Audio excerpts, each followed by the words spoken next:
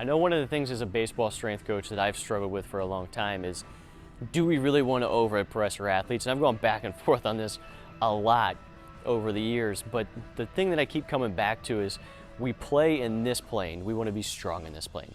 Now, one of the things that I've done over the years is really create a progression and regression system. Once again, there's that word, that allows our athletes to overhead press, but always kind of has a checks and balance built in where we got to have good core control, we got to utilize ground, and we want to be able to press with those things in play so that it creates that checks and balances so I can't just muscle up really heavy weight. Because when we're talking about baseball specifically, right, I need to have good scapular upward rotation. I need to be strong in this plane of motion up here because I'm going to do things at the shoulder joint that are very, very violent.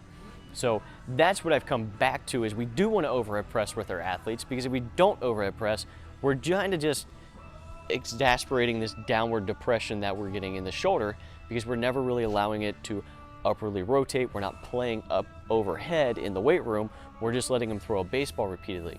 Now, with that being said, we do segment out overhead pressing those athletes that do have good scapular range of motion, right? They do have good scapular stabilizers.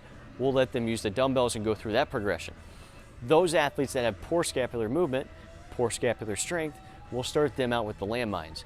The reason I love landmines is now I have to control it through the range of motion. I can have a better feel, all right? I can feel the movement better, and it allows us to coach the movement pattern a little bit better and teach them that scapular upward rotation. So we do overhead press, and that's why.